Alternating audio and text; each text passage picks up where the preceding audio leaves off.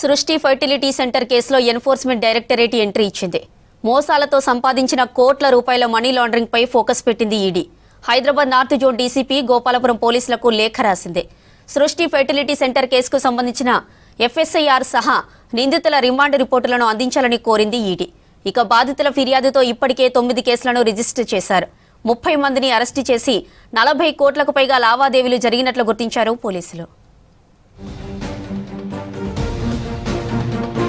సృష్టి fertility centre కేసులో కీలక పరిణామం చోటు చేసుకుంది.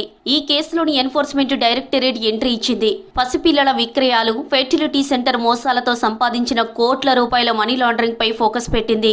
దీంతో Hyderabad north zone DCP Gopalapuram పోలీసులకు లేఖ రాసింది.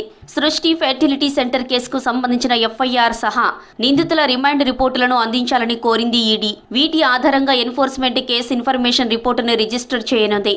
ప్రధాన నిందితురాలు డాక్టర్ నమ్రత సహా కేసులో నిందితుల బ్యాంకుల లావాదేవీలు, ఆస్తుల కొనుగోలు, విదేశాల సహా దేశవ్యాప్తంగా పెట్టుబడుల వివరాలు సేకరించనుంది. డాక్టర్ నమ్రత చైల్డ్ ట్రాఫికింగ్ ద్వారా కోట్లు సంపాదించారని ఈడీ ఇప్పటికే ఆధారాలు సేకరించింది. హైదరాబాద్ సహా 8 రాష్ట్రాల్లో సృష్టి కార్యకలాపాలు విస్తరించి ఉన్నట్టు గోపాలపురం పోలీసులు గుర్తించారు. నిరుపేద కుటుంబాల్లోని పిల్లలను కొనుగోలు చేసి సంతానం లేని వారికి అమ్మినట్లు ఆధారాలు సేకరించారు. బాధితుల ఫిర్యాదుల ఆధారంగా ఇప్పటికే 9 కేసులను రిజిస్టర్ చేశారు.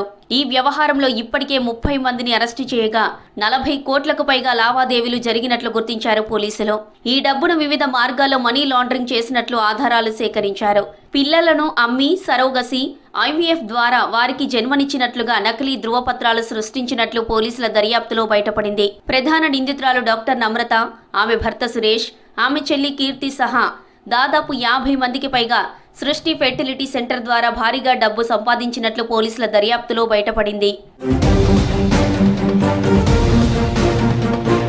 పిల్లల కొనుగోలుకు 1,50,000 నుంచి 2 లక్షల వరకు ఖర్చు చేసి సరోగసి పేరుతో 20 లక్షల నుంచి 40 లక్షలకు విక్రయించినట్లు పోలీసులు గుర్తించారు. 86 మందికి పైగా పిల్లలని చైల్డ్ ట్రాఫికింగ్ చేసినట్లు తేలింది. ఈ డబ్బును వివిధ మార్గాల ద్వారా మనీ లాండరింగ్ చేశారన్న ఆరోపణలు రావడంతో ఈడీ ప్రత్యేక దృష్టి పెట్టింది.